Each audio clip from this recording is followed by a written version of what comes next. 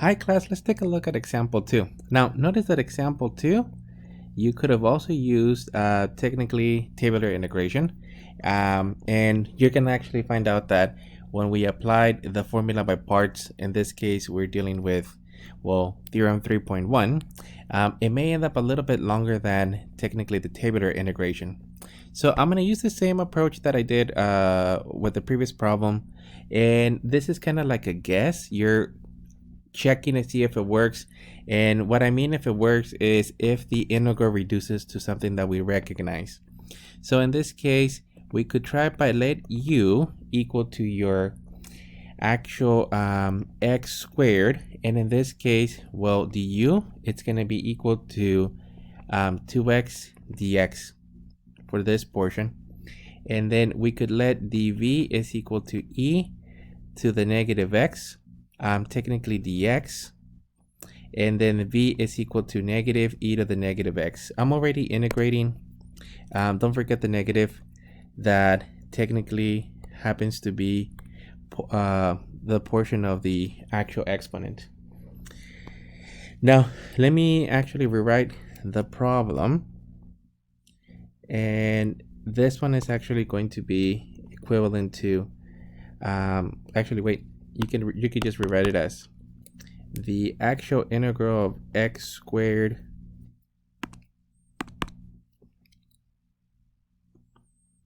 e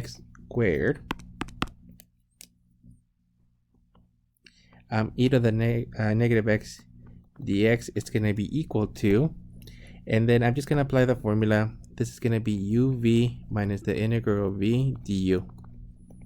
Now we're trying to see if this works. If you end up with a messier integral to evaluate, then you want to switch these two. So you're technically switching those two and start again. And in reality, there's really no best approach here because, well, as the actual product rule was applied, some of the terms simplified, so it's not clear which one to use. The idea is that this portion reduces to something that we recognize, or at least it looks in simplest form. In this case, so your u and the v, so our u, it's going to be just the x squared, and the v, it's going to be a negative e to the negative x. Careful with the negative, we don't want to actually leave it behind. And then as I apply the formula, this is going to be minus the integral, and then your v ended up being the negative e to the negative x, and then technically the dx, it's gonna have, actually the du, it's gonna have a 2x dx.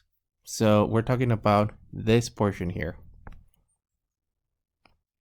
Now as we rewrite this one, and let me rewrite it so we can talk about what's the resulting portion. So I'm just going to rewrite it as negative x squared e to the negative x, which is the first portion. And then these two negatives are going to simplify. So this is just going to be plus. So we're dealing with a plus integral of technically, well, 2x e to the negative x dx. And what we're trying to see if there's progress is in this resulting integral. And we're trying to see if as you're applying the formula, it gets reduced in simplest form. I'm underlining the two because it's probably easier to take it out. And notice that, well, technically 2x e to the negative x, it's actually looking better than an x squared, at least it's been reduced. So that means that this selection of the u and the dv, and I'm talking about the ones that we selected first, it was a good option. It's going in the right direction. Now, what this results on this particular one is that, well, this portion we would have to do by parts again.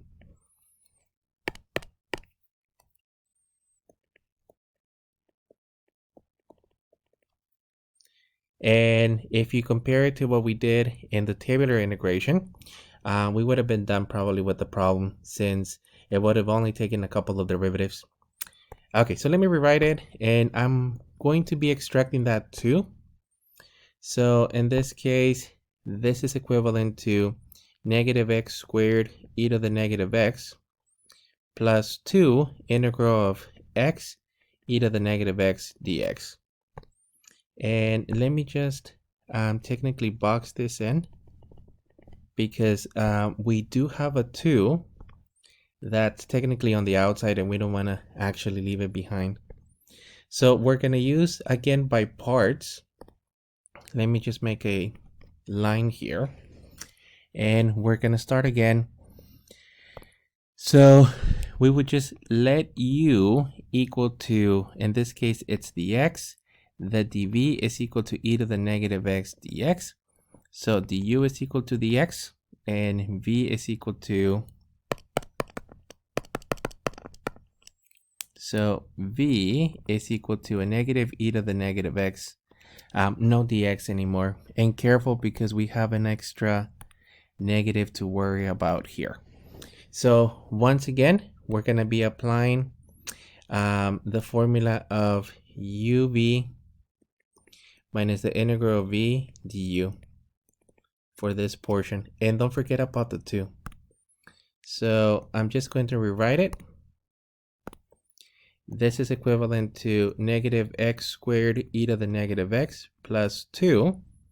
And this is going to be a times your u and the v. So u and v is x, and so it'll just be negative x e to the negative x. And then technically minus the integral of v. So v ended up being a negative e to the negative x. And then technically du. In this case, du is equal to dx.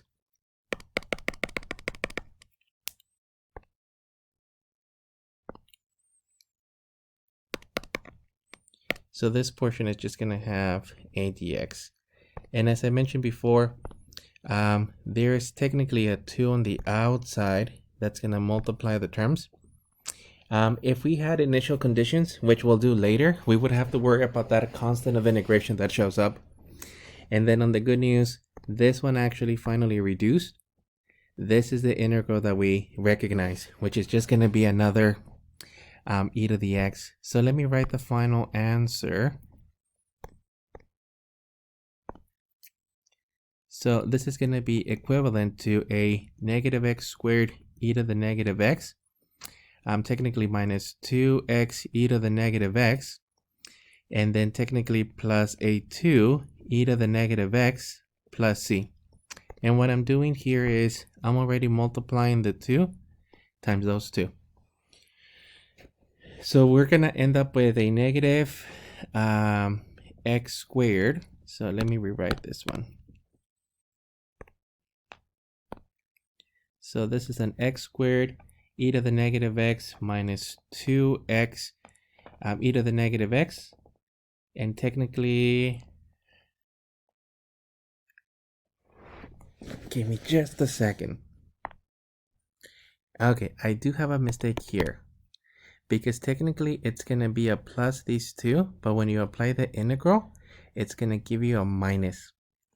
So this is our final answer, and let me just check it one more time. So we're looking at negative x squared minus 2x e to the x, and this should be a minus 2. That's because these 2 will make a positive, but the resulting integral is going to be negative. Okay, that would be our final answer.